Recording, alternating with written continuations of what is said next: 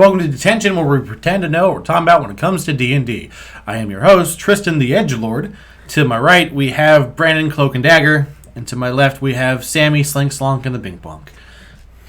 Solid names this time. Solid names. So today we're going to be talking about, long-awaited, especially by Sam, we're going to be talking about barbarians. It's our final class. No, I'm kidding. We're talking about rogues. It's our final class we're going to cover. Yes. Save the best for last. Yeah, we'll call it that just for you. Okay. We're going to call it that just for you. So yeah, we're going to talk about rogues. And of course, when I talk about the nicknames and everything in the beginning, it's what most people usually jump to when it comes to rogues. I think of the edgelord characters, like, I'm a dark and deep assassin who hunts in the shadows. I go alone everywhere. I will not be a part of a group. And then everyone's like, we need a rogue, and I guess I'll join a group. And it's like, oh, that was awfully convenient. That was easy for you. So yeah, rogues are the ones that are much more finessable, like as far as their skill sets. They can be the stealthy, they can be the thievy or the lockpicky, or they can be the super charismatic kind, or the charismatic brain. Right. Which we get into those. They're pretty much a rogue can fit into a party dynamic. Your main job is to not be seen as a rogue. That's kind of your thing. But then you have different ways as I say, flavors, different ways to spice up not being seen and handling if you are seen and things like that. Right. So rogues kind of have their little niche place in the group. And again, each depending on how you make your rogue, it can definitely fit a bit different way. If you're looking for someone to be a face of a group or someone to be, the backup as far as... Or a straight up thief. Yes. So, starting off at level 1, rogues start with a hit die of 1d8. Well, before we get to that, we are, as always, making a level 5 character. So don't get too far into these levels. We haven't even talked about our wonderful little halfling rogue named... Trixie. Yep. Trixie the halfling rogue. Classic. So as always, we're going to talk about all the different focuses you can do as a rogue, or their archetypes. We're going to start with Trixie as we go down. So starting at level 1. At level 1, you get 1d8 per rogue level, which is better than some. It's better than wizards. Hit points first level is 8 plus your Constitution modifier, and then hit points a higher level is 1d8 plus Constitution modifier for each rogue level pass first. Makes it super easy. Also, at first level, you become the most proficient person in the entire group.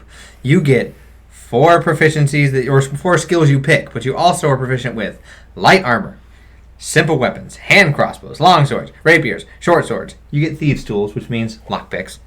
Your saving throws are dexterity and intelligence, which most likely should be your highest 2 stats. Yes. And skills, you can choose between acrobatics, athletics, deception, insight, intimidation, investigation, perception, performance, persuasion, sleight of hand, and stealth. So yeah, this is again where you're seeing where the focus of a lot of rogues are, as far as that certain personality type. So how are we making Trixie?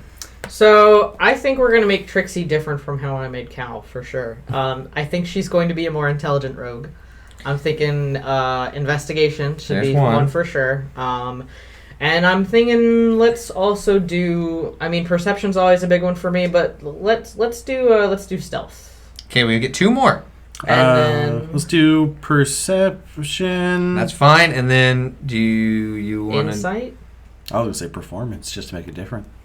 I mean, insight... Well, performance relies on charisma. I'm thinking let's keep that intelligence up. That's why I said so insight. our wisdom, dex, and intelligence are our 3 highest things right now, because the perception. But it's good because we had trip perception, so it'll balance out if we don't make wisdom that high. And we also, at first level, get expertise. So you can choose one of the 4 options we picked before, or your thieves' tools, and you become super proficient in it. Yeah. Right. Which means your proficiency bonus is doubled for any of these. Yeah. So we can choose between insight, investigation, perception, stealth, or thieves' tools. I would say thieves' tools for sure, because That's the bread and butter of a rogue. Yeah. Yep. If you're going to have them, you might as well be good with them. Yes. And then I think since we're going to make her I would put the high-end intelligence. Let's do investigation. Let's make her be able to spot things, to be able to, like, find, like, oh, this is where all of the gold is hiding. Like, there's a secret compartment here.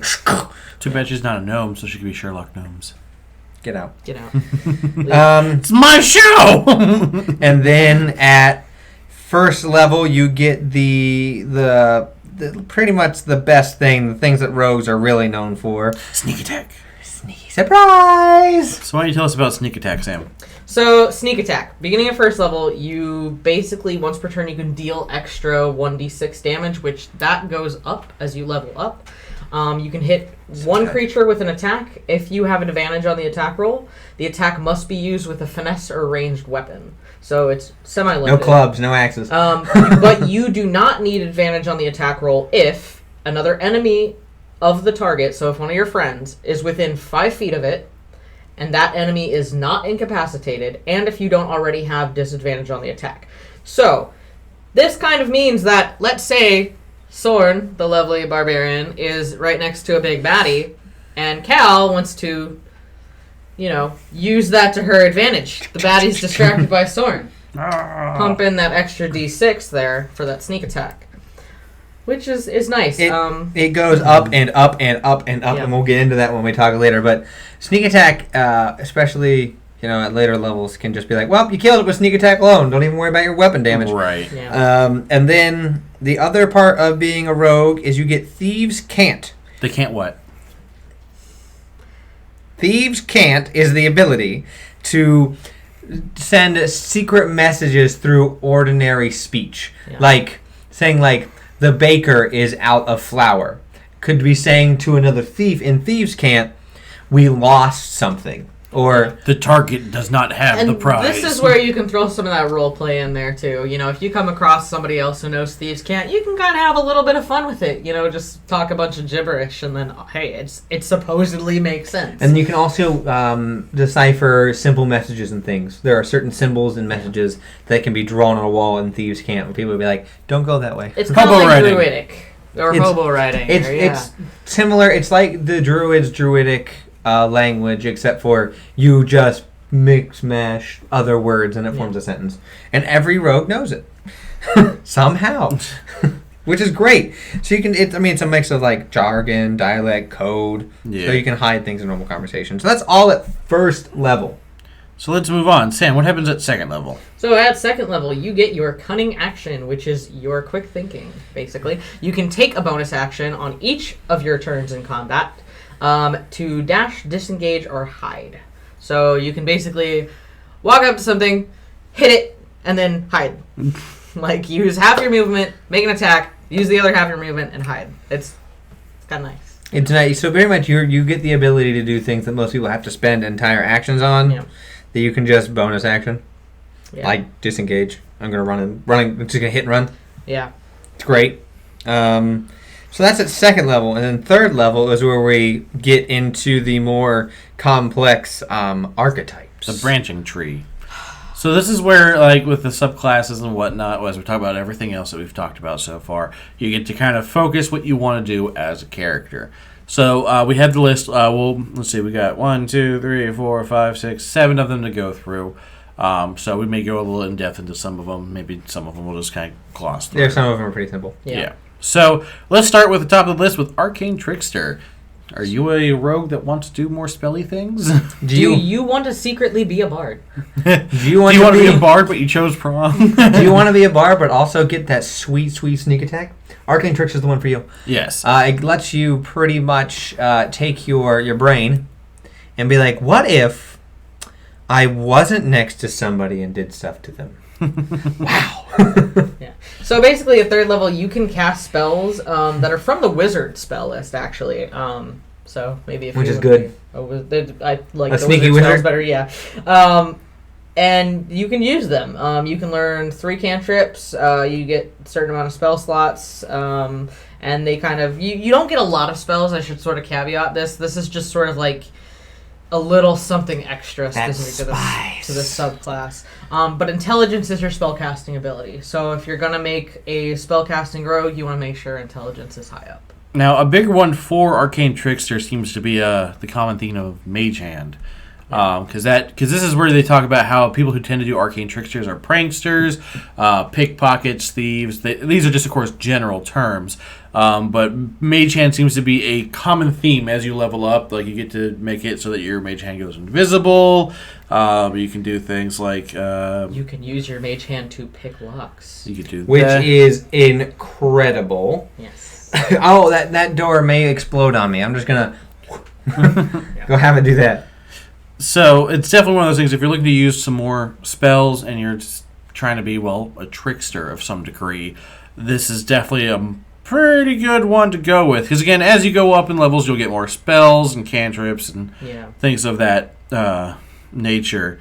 I mean, because, again, you'll get stuff like Magical Ambush starting at 9th level. If you are hidden from a creature and you cast a spell on it, the creature has disadvantage on any saving throw it makes against the spell at this turn. Surprise magic. It's surprise magic. At level 17, you gain the ability to magically steal the knowledge of how to cast a spell from another spellcaster. This is immediately after a creature casts a spell that targets you or includes you in its area of effect. You can use your reaction to force that creature to make a saving throw with its spellcasting ability modifier. The DC equals your spell save DC. On a failed save, you negate the spell's effect against you, and you steal the knowledge of that spell if it has at least one level level you can cast. And it doesn't need to be a wizard spell. It can be any spell. As long as you have the capacity to cast that spell, so as long as it's not above your spell level, you can steal that spell for 8 hours. Which is great. I want to do Ancestral Guardians. Whoop! This is mine now. So Arcane Trickster is definitely the more tricky of the... It's definitely fun if you know you're going to go into a campaign that's like magic heavy. You can literally go in and be like, and yoinkus, and yoinkus, and yoinkus. Yeah. So let's move on to a quote-unquote classic, Sam. What's this next one? Yeah, so not only is this one kind of a classic, but I also feel this was like the one that kind of attracts people to the rogue, which is Assassin. And basically, you are what it says you are. You are like a hired killer, you're a bounty hunter, a spy. I mean, you're like, this is like kind of the more heavy hitter of the rogue types. And you get, so at 3rd level, you get bonus proficiencies. You get proficiency with the Disguise Kit and the Poisoner's Kit. So you can kind of use a little bit of RP there. And maybe if you want to be an assassin that uses, poison blades or something like that. Poisons people's food. Right. Because assassin. Yeah. At 3rd level, you also get Assassinate. And I cannot stress how awesome this is at 3rd level. Yes. So basically, you have advantage on attack rolls against creatures that have not taken turn in combat yet, and anytime you hit you score against a creature that is surprised, you get a critical hit.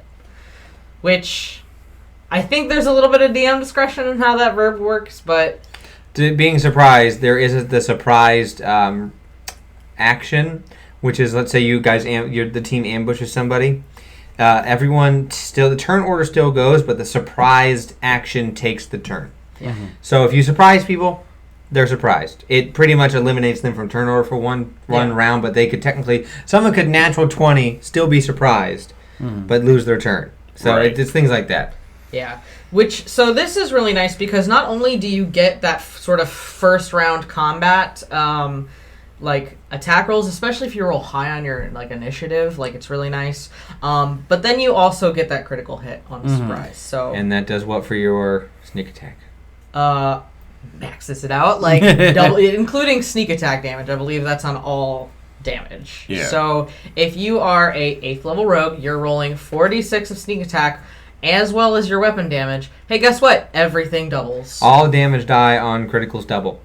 Everything. So you're automatically hitting for, let's say you're using Rapier. That's, 1d6? 1d8. 1d8 plus 8d8. So that's, it's a lot. It's a lot of damage. That's a lot of damage. And that's only at 3rd level. So this is like the tanky rogue.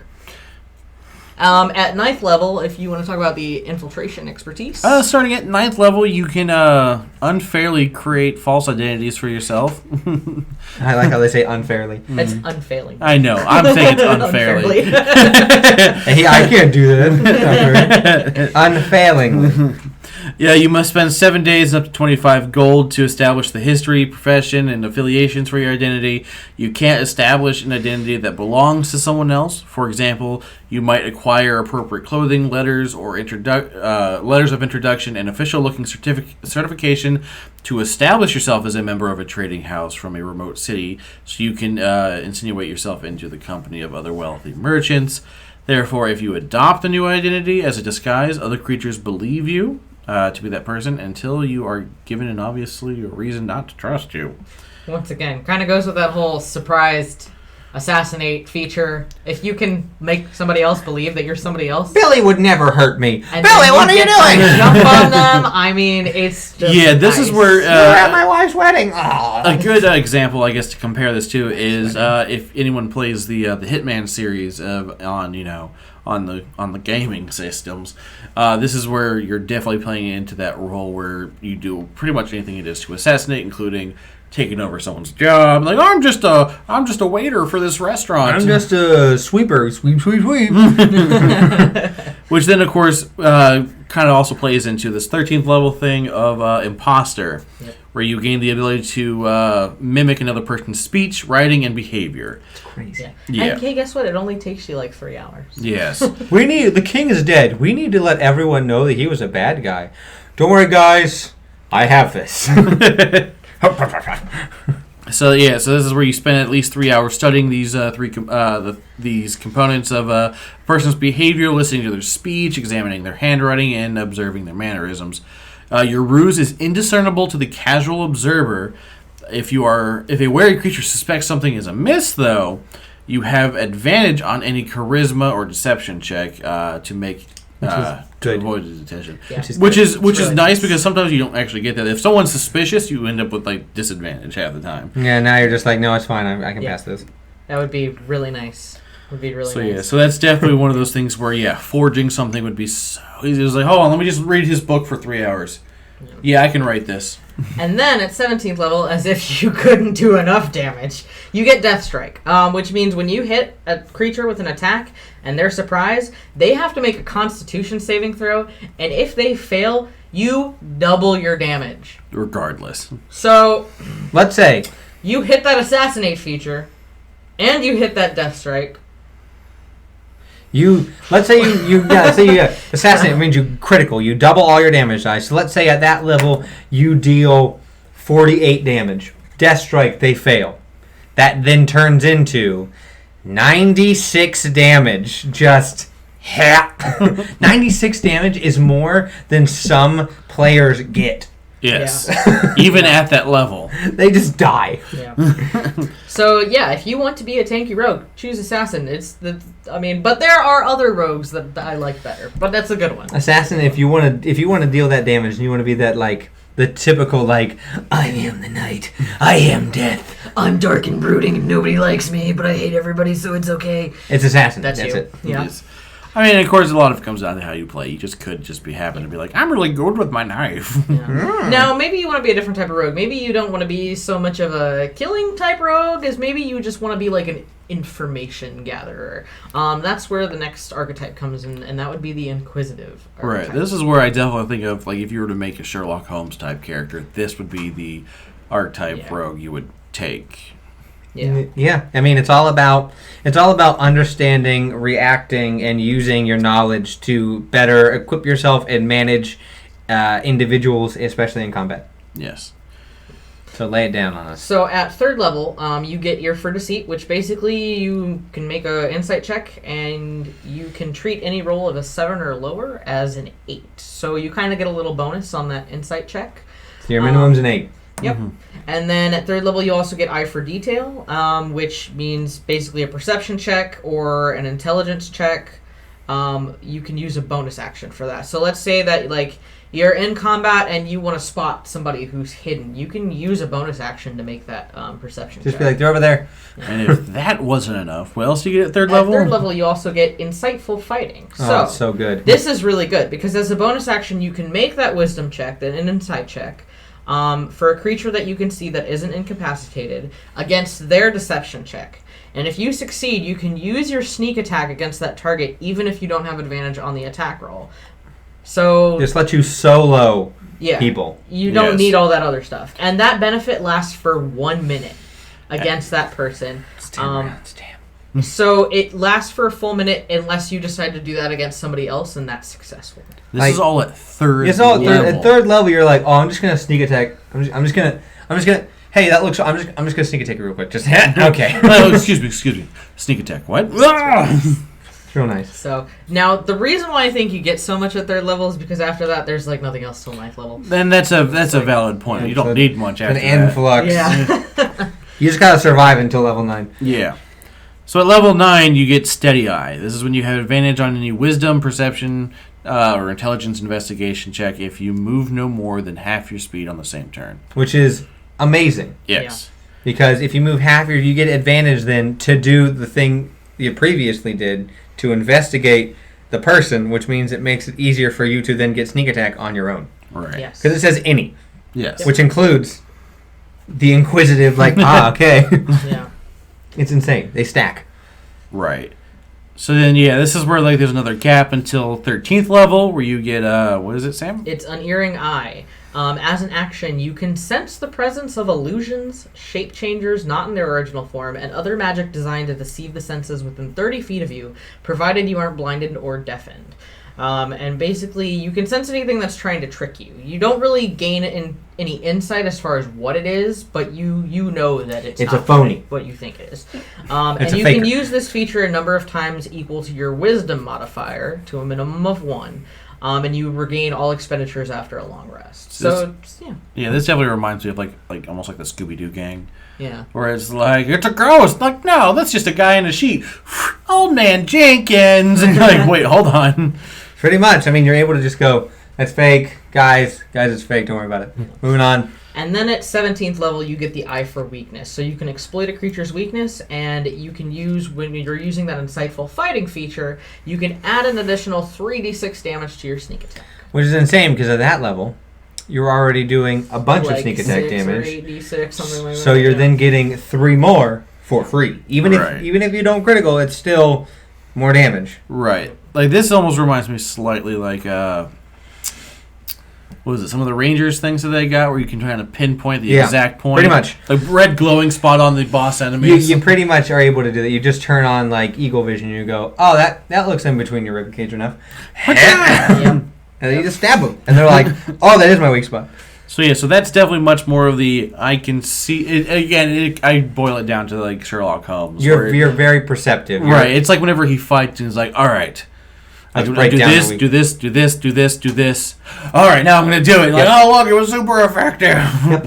That's pretty much how you think about that. It's most often a rogue, when people think rogue, they most of the time think, like, oh, they're going to be evil and stealing things. This is a good rogue that if you want to be a good person, a good guy who's like a cop or like an investigator or like a local, like, I guess, free agent. Yeah. Right. Or at least someone who can handle themselves while using their brain. Or like if they don't want to go the full route of a fighter, and they just want to be like, I want to be able to handle myself, but I want to be a smart kind of person. Yep. Now, if the Inquisitive was good, the Mastermind is the next one. And this can also be good, but I also feel like this could also be the Moriarty to the Sherlock Holmes Inquisitive. Then that's definitely a very good example. Inquisitive is in the moment, Mastermind is planning. Yes. Yeah. If Inquisitive, you're very like, in the moment, I'm going to do this or this. Mastermind is, I'm going to plan all of this out so it flawlessly works. So if you want to be more of like a schemer or a spy type, then the Mastermind might be more for you. Right. And at third level, you get the Master of Intrigue. So you're proficient with the Disguisery Kit, the Forgery Kit, a gaming set. You learn 2 more languages, and you can mimic speech patterns or an accent of a creature that you hear, as long as you hear it speak for 1 minute, and you can basically pass yourself off as a native speaker of the land or language. Right. This is definitely like, spies, couriers, you just schemers. You wait outside of a gate, and then you find out that the people in the city speak like this, and then after 1 minute, you're like, hello, I am native, and they're like coming in. Yeah. It's like watching a burn notice. Yeah. As long as you know the language, you can basically pick up on dialects and sort of help yourself fit in a little bit better. At 3rd level, you also get Master of Tactics, which means you can use the help action as a bonus action. And when you use the help action to aid an ally in attacking a creature, the target of that attack can be within 30 feet of you rather than within 5 feet of you, as long as the target can see or hear you. And the help action makes it so they get advantage. Yeah. You're pretty much assisting them in doing, so you can be within 30 feet and be like, his weak spot's his kneecap. And friend goes, oh, yeah, totally. There's your knee. And so that makes it so you don't have to be, unlike Inquisitive, which you got to be there. You got to be in there to do it. That one you can be far away and be like, it's there, it's that thing. Yep. Right. So much like the Inquisitive, there's also that gap between 3 and the next one, which is, again, 9, is when you get Insightful Manipulator, which was my nickname in high school. Actually, it was my nickname. I know. No, it's your nickname now. I'm hurt. So starting at 9th level, you spend at least 1 minute observing or interacting with another creature outside of combat. This is where it's important, like the planning and outside of combat. Right. You can learn certain information about its capabilities compared to your own. The DM tells you if the creature is equal, superior, or inferior in regard to 2 of the following characteristics of your choice. So you can pick intelligence, wisdom, charisma, and class levels if they have any, which is important to know because that means if you know, oh, they're lower level and fighter than you, you're like, oh no. The DM, at the DM's option, you might also realize you know a piece of that creature's history or one of its personality traits if it has any. So you're pretty much studying someone to be like, okay, they're really bad at wisdom. We need wisdom things. We need the wisdom saves on them, or they're really weak, or like really weak-brained, or they're not very charismatic. So you can plan how you want to attack them, or if you want to use one of those traits against them outside of combat. Right. Now, I have to say, as much as I love this as a player, as a DM, I can see this being somewhat game-breaking. Right. Depending on the situation. Yeah, this is where, like, because I just made the joke about, and of course it's just because I just rewatched the whole series of Burn Notice where it talks about, spies integrated, he's using his past experience as a spy to pick up on these kind of things and plan out how to manipulate people to get to an ultimate goal. And that's what this really is. Like, even it's just like, you're like, okay, I've picked up the dialogue that they're from this part of the country.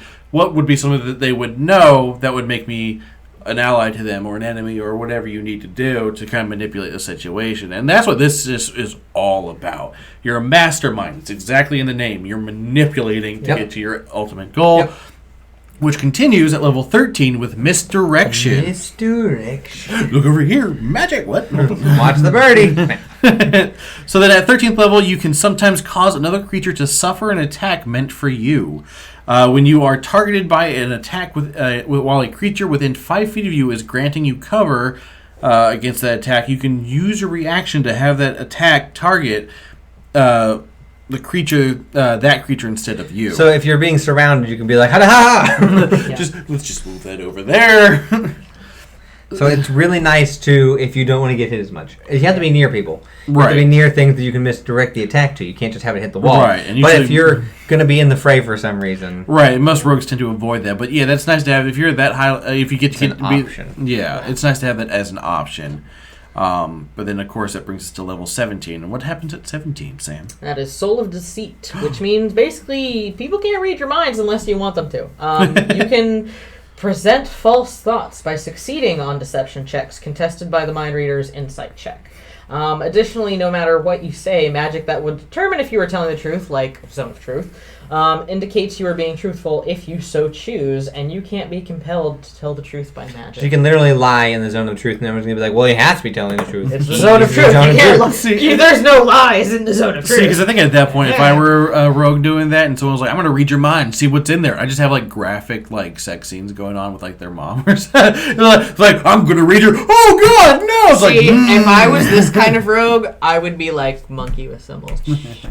See, I would want. That's when you go, you having fun in there? No? Oh, okay. It's just a big empty room. They're just like, what is this? Just a sign that says room for rent. And they're like, I'm confused. Like, you should be. Welcome to my brain. So yeah, so that's a mastermind where essentially you are a mastermind. I mean, I think you put it best, Sam, as like the Moriarty compared to Sherlock Holmes with the Inquisitive. I think those are probably the best examples. But now we're going to move into something a little bit much more different, where you're a little bit more hands-on. Oh, this is very different. Yes. Yeah. So we're going to talk about Scout. And that is when you are skilled in stealth and surviving from the streets, far from the streets of the city. You will allowing to scout ahead of your companions during expeditions. Rogues who embrace this archetype are at home in the wilderness and among barbarians and rangers, and many of the scouts serve as the eyes and ears of warbands. It's the ranger light while being a rogue. Right. Yeah. Because when you think about like hunting groups and stuff like that, or even just like tribes and stuff, there tends to be the scout. You send people ahead to be like, is it safe? Can we go? Yes, exactly. So like ambusher, spy, bounty hunter, these are just a few of the roles that scouts can usually assume in the in the world. So starting at 3rd level, you get skirmisher. Which basically makes you kind of difficult to like pin down during a fight. So you can move up to half your speed as a reaction when an enemy ends its turn within 5 feet of you, and that movement does not provoke opportunity So attacks. you literally have to corner a scout. Yes. Yeah. You have to make it so they can't get away, or else they're going to be like, no. Who? You also, at 3rd level, get survivalist, which means you gain proficiency in the nature and survival skills if you don't already have it. And your proficiency bonus is doubled for any ability check you make using any of those proficiencies. So that tells you right there, if you plan on doing scout, don't take nature and survival. Get as many proficiency as possible. Yeah, just spread those out. Yes. So at level 9, because again there's that nice little gap there, you get superior mobility. This is where your walking speed increases by 10 feet. If you have a climbing or swimming speed, it also increases that to that speed as well. Now those are always nice, because we've talked about that with things like monks and some other classes where that speed can make all the difference. Especially, for example, if you're a character like a halfling or a gnome or something, you already are going to have a slower walking speed, so getting something like that might boost you a bit more. It gets you back up to par Yes. with everyone else. So then there's another gap until 13, as always, in which you get ambush master. This is where you attack bushes. Nope.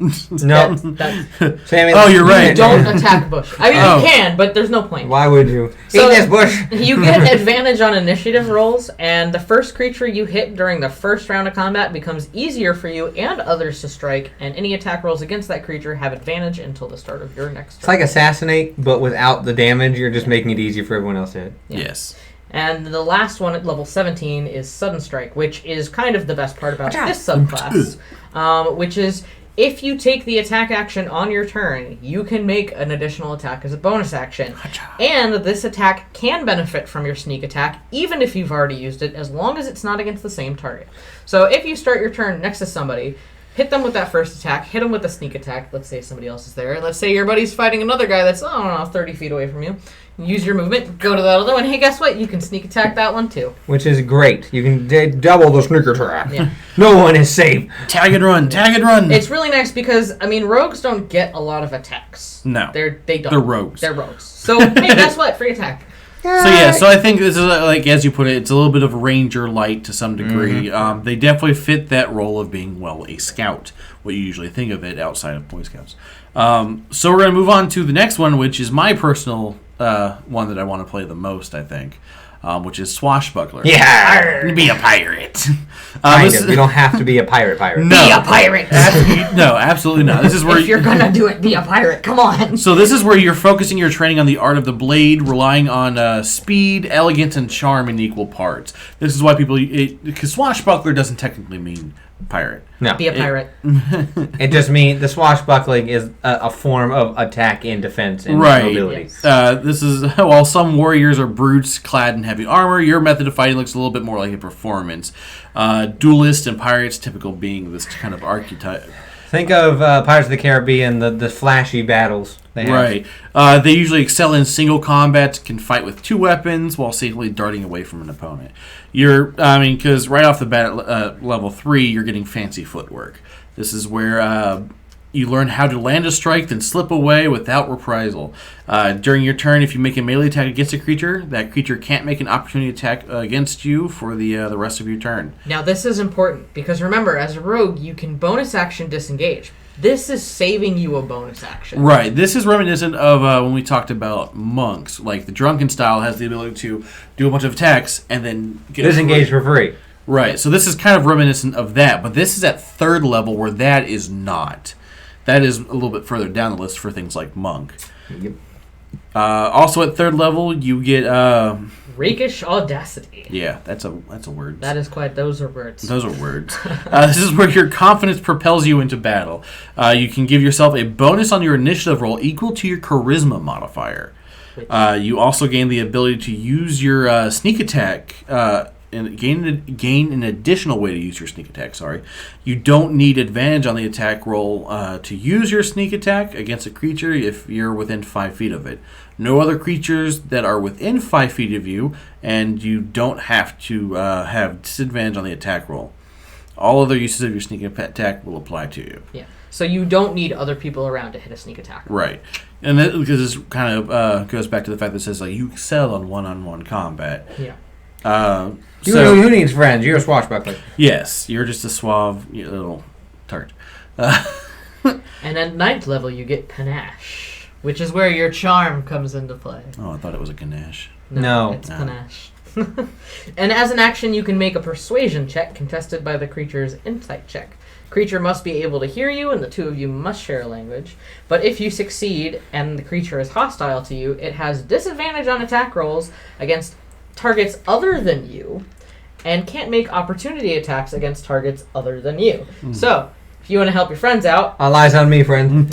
Look at me. The effects last for 1 minute until one of your companions attack the target or affects it with a spell, or until you and the target are more than 60 feet apart. So you pretty much do the dance with them. And you take someone away from the fight. If you succeed on the check and they're not hostile towards you, hey, guess what? You just cast Charm, basically. But for 1 minute. And while it is charmed, it regards you as a friendly acquaintance. Which is great. Oh, well, nice young man. Yeah. So unless one of your friends attacks it, which, normally breaks most charms. Normally breaks most ideas of like, let's be friends. Like, why'd you do that? So yeah, so definitely continuing on with the fancy footwork and all that kind of stuff. At level 13, you get Elegant Maneuver. Starting at 13th level, you can use a bonus action on your turn to gain advantage on your next Dex or Acrobatics or Strength Athletics check you make during the same turn. So it's definitely all about fancy footwork. So let's say you get grappled, right? And you can use that bonus action to gain advantage on that Strength check to get out of that grapple. So you can be like, I'm out of here. Yep. Squirm. You don't have permission to just be like, get out of here. And at level 17, you get Master Duelist. This is where your mastery of the blade lets you turn failure into a success in combat. If you miss an attack roll, you can roll it again with advantage. Once you do so, you can't use this feature again until you finish a short or long rest. So that's pretty much like we need to kill this big thing now. I'm going to guarantee I'm going to hit, because I get 3 technical rolls. Because it says you get the first roll. Then you get a roll again with advantage. So that's 2 more. That's 2 more. That gives you 3 chances to hopefully get a critical. Yep. Or at least something up there. That's definitely something up there where you can definitely tell, like, something's about to go down. We need to kill it now. And you're like... Okay. Ba-doop. It's like, that wasn't enough. Let me try that again. Ba-doop. Natural 20. So yeah, Swashbuckler is definitely... I mean, there's a reason people choose pirate, because they usually think of, like, the big cutlass sword and... They think of Captain Jack Sparrow versus Will on, like, everything else, or... Right, or the fact that someone like Captain Jack is he's got that charismatic... And he's charming, but he also can, like, fight, and he's light on his feet doing crazy things. So if you want to stumble around drunk and say parlay to get your way out of everything, just chip. Swashbuckler. Yeah, Swashbuckler. No, Drunken Fist Monk. No, wrong way. The last rogue archetype we're going to talk about is another classic one, that people... This is the pinnacle. Yes. This is the one everyone thinks of. This is the classic. And this is Thief. So, I mean, you know what a thief is. It's a burglar. You steal things. That's my job, is to take what is yours and make it what is mine. And if you don't know what a thief is, you're about to learn what some of the stuff they're about to get. They get some cool stuff. At 3rd level, you get Fast Hands, which means you can use the bonus action granted by your Cunning action to make a Dex check for sleight of hand, and use your Thieves' tools to disarm a trap or open a lock. You can also use the Object action. This is kind of nice. Let's say that you guys are fighting something and you're trapped in a room and there's like some sort of weird bomb that's about to go off. You can use your bonus action to disarm. You can try and stab someone and be like, oh, hold on, okay. And we're done, we're good. And we're not blowing up, great. You also, at 3rd level, get 2nd story work, which means you can climb faster than normal, and climbing no longer costs you that extra movement. And in addition, when you make a running jump, the distance you cover increases by a number of feet equal to your dex modifier. Which is great. Yeah. So then comes the next meal from Taco Bell, which is the Supreme Sneak. Coming at you live from Taco Bell, Supreme Sneak. So again, this really sticks with the theme of being a thief. Starting at 9th level, you have advantage on a dexterity or your stealth check if you move no more than half your speed on your same turn. So if you move half that speed, let me just give myself advantage on that. Let me not be seen by anybody. I don't need to.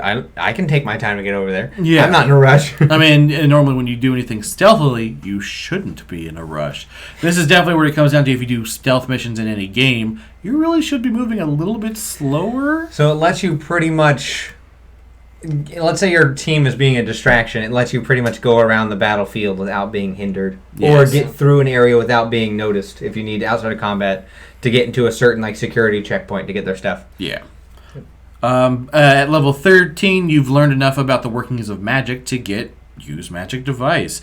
This is where you can improvise the use of items when they are not intended for you. Like a wand. Right. Like a wand of sparks. You can ignore all class, race, and level requirements to use that action or that item. Insane. So you could technically have a wand of greater invisibility and just be like, okay, there it is. I mean, I'm invisible now. I don't even need to know how this just knocking at someone's hand like, I can use this now. What? Whee! Ta-da! You can cast magic. You can do magic. You can do magic items, which is great. Like a rod or a staff or a wand or an orb, things like that, where normally you can't use it unless you're like specific class or have the ability to use it. This is yours now. Yeah. And the best part of being a thief, when you reach level 17, you get Thieves' Reflexes. And basically, you can take 2 turns during the first round of any combat. You take the first turn at your normal initiative, and the second turn at your initiative minus 10. You can't use this feature when you're surprised. But outside of that, hey, guess what? Free turn, first round, woo! So, like, let's say you go first. Let's say the initiative works out. So, you roll a natural 20, you're going first. And then with the minus 10, you're below everyone else with a 10. With the minus 10, you're below everyone else with like a 14. Everyone else really well. You get to go first in that round and last in that round. And then you get to go again. So that's the best matchup depending on what it is. So you're just like, go, go, go, go. You're just going everywhere. You're just like, do. So we've decided that we're going to make her... A mastermind. Mastermind. She is one of behind the scenes, watching, taking care of things. So we can go through now with what rogues get at higher levels. We already started from one through 3 pretty much. The next thing you get after level 3 is ability score improvement. Yeah, at level 4. Yeah, you get that at 4, 8, 10, 12, 16, 19. This is where you can improve ability score improvements or feats or all that kind of stuff. We did Dex and Con for ours. Makes perfect sense. And then at level 5... you get one of those things that Sam will never stop using, which is Uncanny Dodge. You should never not use not use it. When an attacker that you can see, so you have to be able to see it, hits you with an attack, you can use your reaction to have the damage that's against you. It just says any damage. Yep. Yes. Any damage. So no matter if it's elemental or... physical or like... the force or in your brain. Yep. And then immediately after level 5, you get level 6, which is another rogue's bread and butter. Expertise. Which is just choose 2 more of your skill proficiencies or 1 more of skill proficiencies and your proficiency with Thieves tools. Your proficiency bonus is doubled for any ability check. Mm-hmm. So those things you picked before are now even better. Yes. You can pick them. Would you say that you're an expert in that? Yes, you can say that.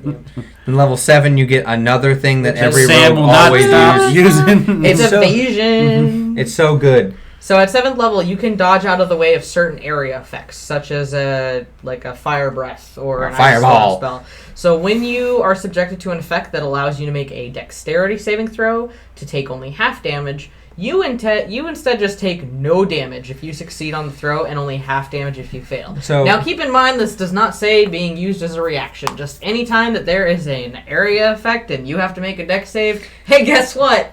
You're going to evade that crap. Now technically you can also use Uncanny Dodge. Yes. Yes. If you haven't used a reaction already. So you can evasion, uncanny dodge, so it goes down to a quarter damage even if you mess up. Yep. Oh, you take 5. Everyone else took 45. So at 11th level, you get reliable talent. This is where you refine your chosen skills until they approach perfection. So again, really making those things work by whenever you make an ability check and that lets you add your proficiency bonus, you can treat a D20 roll of 9 or lower as a 10. So guaranteed at this level, you're probably going to be getting 11 or 12 bonuses through this. Definitely. So your minimum is a 20. Yep. Yes. That's insane. Yes. Is a DC below a 20? Okay, it's done. Yeah, for like example, Cal is a level 8th rogue. My deception's plus 10. I mean, at level 11, it's probably going to be plus 11 or 12. So that's automatic 22 on deception. Yes. Lie through your teeth. Yep. Or your mouth in general. Yep. At 14th level, you gain blind sense. So if you can hear, you can be aware of the location of any hidden or invisible creature within 10 feet of you. As long as you can hear. Now, it doesn't say you see it, though. So the dexterity thing, the cunning action, or in the uncanny dodge, and that you still have to be able to see it, but it lets you know they're there. Mm-hmm. So you can be like, guys, over there, do something over there. Then you get at level 18. Nope, 15. Oh, 15, that's you right. get slippery mind That's at right. 15. Which, God, I wish I had this, because every time I make a wisdom saving throw, it just... To clarify that, when you get to level 15, you acquire greater mental strength, which we all wish we had. You gain proficiency in wisdom saving throws, which make things so much better for you. It would make them so good for you, but you're never going to get there. I know. Then now, level 18, you get elusive. Beginning at the 18th level, you are so evasive that attackers rarely gain the upper hand. No attack roll can have advantage if you are not incapacitated. Yep. So that means people are like, I get advantage of my attack because I'm flanking you. You're like, No. I don't. I'm a rogue. And then at level 20, you get Stroke of Luck, which basically you can succeed when you need to. So if your attack misses a target within range, you can turn the miss into a hit. Automatically. Also, if you fail an ability check, you can treat the D20 roll as a 20. That's a D20 roll, so that's a natural 20 plus whatever modifier you're using. Yep. So you should succeed. Anything you do with that, you can only use it once, though. Once per short or long rest. So once per every 4-hour break, pretty much. Yep. Which is just, you could save that to be like, the group is running for a chasm. You go for a jump, but Ricky doesn't make the jump. You reach out your hand. Stroke of luck. Oh, look, now it's a 32. All right, I grab him. We're moving on. Like, that's crazy. So that's about the gist of everything that you could possibly hope to know about rogues as far as what they can and can't do. Again, it's really trying to focus what you want to do as a rogue. And there's a button, like we talked about, there's a button, you can be magical, you could be more behind the scenes, you could be more up in the face, you could be more reactive. And then you can also be, through Mastermind, proactive. Mm-hmm. So there's many different ways, and there's also the classic thief. If you feel like you don't want to do anything else, you just want to be a thief, they made a thing for that for a reason. Right. There's definitely a way that you could even do some of the more stereotypical things that a rogue does, but then depending on how you role play it, can make it different. You don't have to be the dark, edgy thief. I want to steal everything. You could just like be a character that really enjoys stealing stuff, never keeps anything. I like glass bottles. Right. Or you could have a character that who loves the thrill of stealing things, then gives it right back. Kleptomaniac. Or like the Robin Hood type. Yeah. Right, it could be the Robin Hood type, or you could be someone who you're like a security firm, where it's like, if I like your security's bad, it's like, want to know how I know? Because I stole your important thing. How'd you get that? Here, I'm giving it right back, but I'm letting you know that your security is bad. You can also be an assassin for good. Yes, You kill evil people. Yeah. So like Leon. You could be the Punisher. Yeah. So now let's go down to our score breakdowns. So we have a paltry 10 in strength, but who needs strength when we have a 20 index? Our constitution's 14, our intelligence is 16, we need that. Our wisdom's 11, and our charisma's a 13. Mm-hmm. So now we can go to our description. All right. What do we want our background to be? I'm thinking... Charlatan. And we could be... Mastermind is one of those ones where you could... I was like... There are options for it. Investigator, you could be City Watch, so you could be the mastermind, like, understanding the crime. That's a good one, You could be the people like, okay, the crime syndicate's doing this. I have an understanding, I know how they do it, I know how the boss acts. Let's do City Watch. Yeah, let's do City Watch. Like that. So that gives us... They're like the chief of police. They're like they're like Gordon from... You're pretty much... You're pretty much like the police. Yes. You're the guard force going around, and this individual would be more the one in the chair, like with the map, with like the pins and the rope and the thumb, being like, I know the connection. You also get 2 skill proficiencies, so we can more. Wait, 1. Oh no, it gave us a whole other list because athletics was the only one that posed up for the first one, and then second one we can do acrobatics, animal handling, arcana, deception, history, intimidation, medicine. With that nature. high dex, throw acrobatics. Oh, not animal handling. I can't hit the chief of police. Ha ha! So we get 2 more languages. 2 more. Which one? Draconic. Draconic. And You can do that. What did we already pick? We'll do giant. We'll do giant. Our little halfling can speak to big people. The giant is like her past, like her hobby that she learned. Like, what'd you do? I was like, I don't know, I'm a halfling. I thought it'd be funny to learn giant. You also get the Watcher's Eye. So you've experienced in enforcing the law and dealing with lawbreakers. It gives you the feel for local laws and criminals, so you can walk into anywhere and easily find the outpost or where their guard watch is or any organization like that. Mm-hmm. And you can then walk past and go, that's a criminal den. That's a criminal den. That's a in a community, although you're more likely to be welcome in former locations, right? So you're more likely to be welcome into the guard hut rather than the crime dens. Right. Obviously. So, our characteristics. Roll me the D8. 4. 4 is, I'm full of inspiring and cautionary tales from my military experience relevant to almost every combat situation. Sure. Yes. And then 8. If I face problems head on, a simple direct solution is the best path to success. So, Mastermind, how do we get rid of them? Stab them. Oh, you want the more complicated answer? Okay, I guess I can give you that. So, D6. 6 is nation. My city, nation, or people are all that matter. Makes sense if they're the chief of like police. 2 is someone saved my life on the battlefield to this day. I will never leave a friend behind. That is very police-like. Yeah. Yep. Especially as a And halfling. 6 is I'd rather eat my armor than admit I'm wrong. Yep. Yeah, sounds about right. I like those. Trixie's a very cocky mastermind. Like, I'm totally right. I'm right. No, you're not. I'm totally right. I'm the mastermind here. You are you. Trixie just starts picking up. I'm right. My heart. So that would be a good nervous tick to have it so that someone like chews on something like and they just bend down and say. So what will we like their starting equipment? We get a rapier or a sword? Rapier. I would say a rapier. Very formal. Got that finesse. Yeah. Very formal. If they have to go meet with like the city leaders, they can have the rapier be like a formal thing. Right. It's they also get a short bow and a quiver of 20 arrows or a short sword. I'd say the I like bow. the ranged. Yeah, give them some suppressing fire. So we can either pick a burglar's pack. I don't think our police chief would do that. No.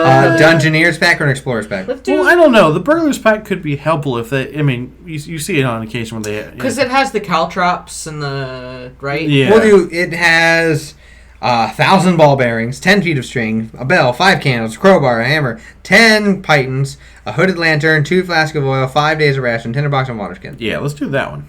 Okay, so you pretty much are able to just like, you're not getting away from here. Here's a bunch of ball bearings. Exactly. So that is, and they also get leather armor, 2 daggers, and thieves' tools. Yep. Yeah. So we also, from our city watch, we get a uniform in the style of our unit and indicative of our rank. We also get a horn to which to summon help, a set of manacles on us at all time, and 10 gold. Yay! There you So that is Trixie. Yay, Trixie. Which started off, it seemed like it was probably going to be one of those like more roguish type characters. Like Trixie, she might be an arcane trickster. Nope, turns out to be chief of police. Trixie's chief of police. You don't mess with Chief Trixie. It's like I needed to go meet with Chief Trixie. Who? This is actually just an example, though, of how you can play like a good rogue and how you can play a rogue that isn't necessarily an edgelord. That's still really cool. Right. Now, don't get me wrong. I play Cal. I love the edgelords. Right. Love them. Yeah, this like you said, like depending on what you do with each one, because even like something like Swashbuckler, you're almost a bard to some extent. Yeah. I mean, again with like Inquisitive or Mastermind, you can easily make them a Sherlock Holmes type or investigative or a cop type thing, like a detective.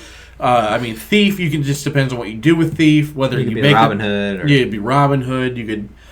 So it's definitely. I mean, even Arcane Trickster, you can just make it more gestury kind of help. Like, I guess the thing that I always think of is the Creeper from the DC comics. He's very odd, very trickstery, just playing, just messing with people, but he's a good guy. Yeah. Which is a weird reference for anyone because not many people know about the Creeper. But So as we've always stated when it comes to these classes, it always comes down to how you roleplay it. Right. By all means, you can play the darker, the edgier character. I know as far as you and I go, Brandon, we tend to avoid that to a fault. Yep. Or to the point where Sam will do like the one shot that we did for the Almighty Five. She was hoping that we'd lean really hard into the edgy, and you and I were like, "No, practice what we preach." And we went so far the other way. I was like, "These are real characters in this world." She's like, "I just want you guys to kill some things." You'll hear some negative talk about edgelords. When I say that I like them, it's more like I kind of like that trope. That's right. It can be done. You just don't want to be. Guards are dead. You're playing a game that has to do with interacting with other players. So as well as maintaining that personality more than anything else, That being said, you can still play that loner type, but still get along with the other players. You don't have to be so hard set against, working as a team. But you can be like, if we need to split up, I can split up and I'll be fine with it. Like, it's not like you're going to be heartbroken. Like, they're like, oh, we're leaving, we're losing Timmy. Right. So, yeah. So definitely keep a lot of those things in mind when you're choosing to play a rogue. You can be very much a team player. You can be much more of a loner. You can be much more of a happy-go-lucky character and still be a rogue, or you can lean into the darker, the edgy character. Again, it comes down to how you want to play it. But again, I think because rogue is so easy to go into that edge character that just make sure that if you're going to do that, you're prepared to play it for a while until that character dies.